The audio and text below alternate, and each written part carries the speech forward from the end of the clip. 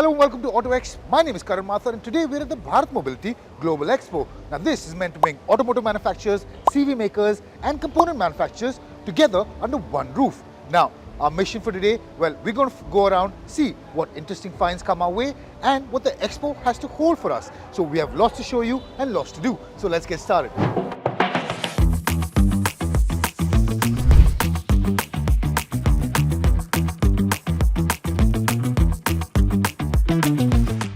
So we're at the Honda store now and they have something special in store. That is this, the Benelli E super friendly city scooter. Now it consists of two swappable Honda battery packs, and the use case scenario for showcasing this scooter is to also showcase their battery swapping technology.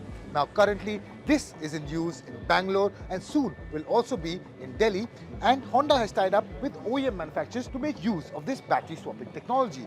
But eventually and soon they will have a better use case scenario in the form of this, the Benelli E scooter. Now it can carry two Honda battery packs, both 1.3 kilowatt hour each, and I feel will be the perfect city electric scooter for those who are mobility solution providers or for personal transportation as well. It comes with a sleek digital instrument cluster. It has a super friendly and approachable ergonomics, and in terms of city usage, I think you'll be pretty satisfied with the performance that it has to offer.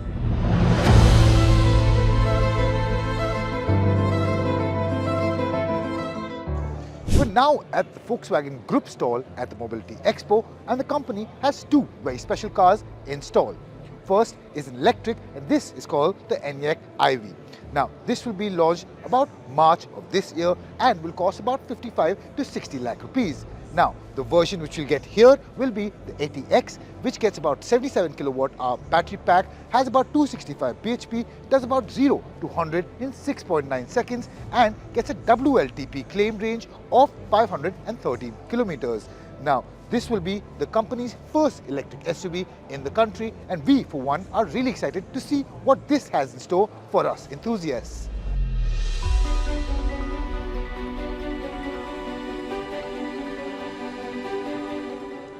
Next we have an upcoming hybrid from the house of Volkswagen, but this promises to be the most exciting hybrid you'll probably ever be able to buy. I'm of course talking about the Lamborghini Revuelto. Now this is the spiritual successor to the Aventador. It gets a 6.5 litre V12 engine, but here you also get an electric motor to match. The combined output is about 1015 bhp, it gets 750 Newton meters of peak torque, and it is mated to an 8-speed AMT with a dual clutch transmission. Now I feel this is one of the most exciting cars to be showcased at the Bharat Mobility Expo, and it will also be launching in India very soon. And if you talk about prices, well, it will be north of 4 to 5 crore rupees.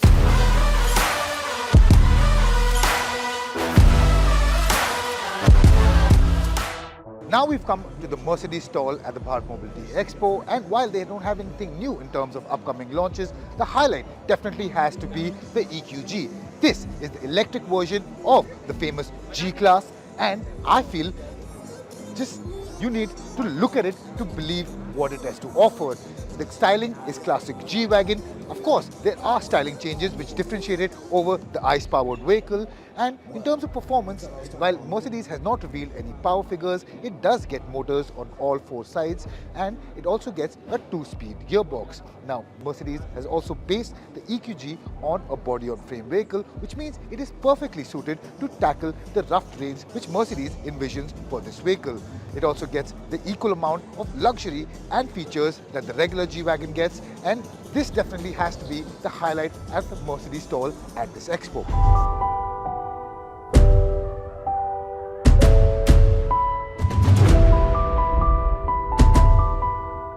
So we're now at the Hero stall, and we have with us the new Vida Lynx. Now this is the first motorcycle from the house of Vida, and the whole design and philosophy behind this motorcycle is to be as short as possible, to be as light as possible, and of course to be as powerful as possible too. Now, if I had to give you some specifications, it weighs about 82 kgs, it has about 25 bhp, and in terms of its battery capacity, it has about a 3 to 4 kilowatt hour battery pack. Of course, right now it is in its concept stage. So as we move along, we'll get more confirmed updates for you as we get along. Now, in terms of what I feel about it, I think this is a really good looking motorcycle. I know for a fact that Hero and Vida want this to be as capable as possible too. Now, this has all the capabilities to be as exciting as it can be on a dirt track, which is very evident in terms of its dimensions, in terms of its equipment. If I have to go a little deeper in terms of the design philosophy, well, Hero and Vida has taken the Lynx as a design inspiration, which means it's agile while being a capable performer as well. What do you guys think about it? Tell us in the comment section down below. Now, let's move on.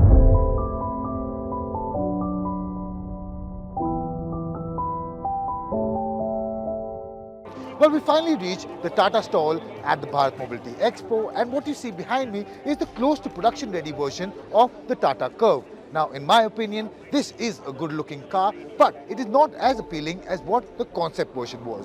What you see here, it has been shown in a sort of sunburst orange look, and I think it looks quite appealing. It really brings out the curves and the contours of this car. And overall, whoever is a fan of a compact SUV in a sort of coupe style look, well, they'll really like it. At the front, you'll see a wraparound style LED DRL. This has taken inspiration from the likes of the Harrier and the Safari, and all over you can see gloss black panels spread across all over. Now, when you step to the side, the first thing that you'll notice, you get blacked out ORVMs, and you do get cameras on the ORVMs, which means it'll probably get ADAS capability as well. In terms of performance, it gets the 1.5-litre turbocharged 3-cylinder engine from the Nexon, and which we feel is a very capable engine as well. Now, if you move further back, you see you get 18-inch blacked out alloy wheels, which are finished in a 5-spoke design. Now, we don't know if this is the final color version for the alloy wheels, but hopefully this is what makes it on to the production ready version, because this looks really good. Now, further back, you also get flush style door handles, which probably pop out as soon as you unlock the vehicle, and I think that's a pretty neat touch from Tata. Now let's move to the back, and here's where the coupe styling is more evident. Of course, it gets a spoiler on top, and below that, if you see, you get a one-piece LED tail light. Now this, of course, has taken inspiration from the Nexon as well, or maybe Nexon has taken inspiration from this. We will never know. But I think it is a damn fine job from the house of Tata Motors. The designers have done a swell job in making this look exceptional. Now, of course, the height is more than what we remember in the concept version. The wheel gap was also more than what we remember. But overall, I think it gels well. But for someone who really liked what the concept had to offer, might be disappointed in what this brings to the table. Now, of course, we haven't got access to the interior, and we'll be bringing you more updates as they get confirmed to us.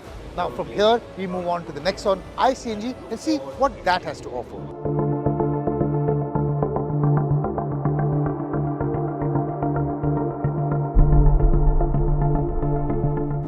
Now, there's a lot of noise at this stall, and that's for good reason. The Tata Motors stall is in full effect. Another highlight is the Tata Nexon ICG. This is essentially India's first turbocharged CNG vehicle. Now, it is powered by the regular Nexon 3-cylinder turbo engine, which also gets twin-cylinder CNG integration attached to it. Now, it gets a single ECU, which means faster and auto switching between petrol and CNG. Another highlight is that you can start this vehicle in CNG mode, essentially helping you save even more fuel. Now, the CNG tanks and the spare wheel is mounted as an underbody, which means you get more boot space as a flat floor, and thereby adding to the practicality bit of this vehicle. Now, Tata Motors also promises faster refueling compared to other CNG vehicles, therefore also adding to the practicality.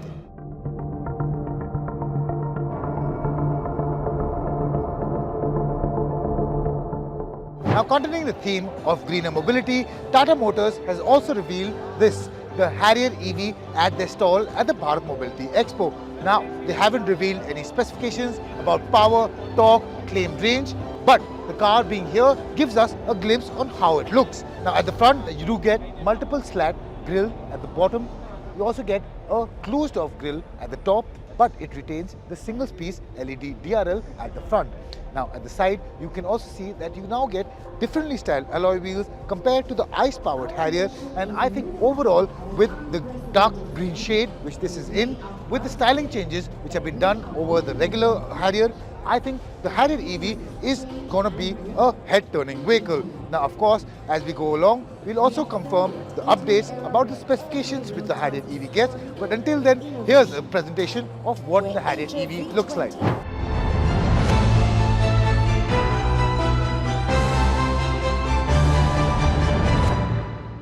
Now, next we're at the Kia stall, and the company has showcased its regular lineup of vehicles in order to showcase to the general public what is new and exciting is this, the Carens X Line. Now, as you can see, like the Sonnet and the Seltos X Line, you also get this matte dark grey shade which makes it look really good. It really helps elevate the contours and the styling of what the Carens has to offer, and it looks mean. And in my opinion, if you're out there in the market for an MPV, for a family vehicle, but you're young at heart, you need something exciting, I think the Kia Carens X Line will be the perfect candidate. Now, the design and the color palette which you get in the interior with the regular Carens, well, that has been carried forward with the Kia Carens X Line, but I think there is more cohesion with this color palette and the interior color shade which you get. So overall, I think the Kia Carens X Line is a really good looking vehicle, and I look forward to seeing them out on the road once they launch.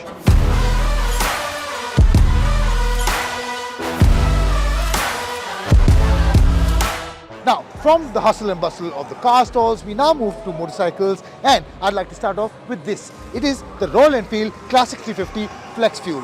Now, as its highlight, it can run on both petrol and petrol ethanol blends, and I think this is a really good step in terms of a greener future for even motorcycles, especially Royal Enfield. Now, the company has not mentioned any of the specifications, but we feel it will be around the same levels of power which you get with a regular ICE-powered vehicle. Now, in terms of its powertrain, it also gets the J Series 350cc engine, and in this configuration, it also makes 20.2 bhp and 27 Nm of peak torque. Another added bonus is that it can run on E85 or 80% mix of ethanol blend. Now, in terms of its styling, it gets this custom paint job which includes a 3-tone color palette, and in my opinion, I think it looks fantastic.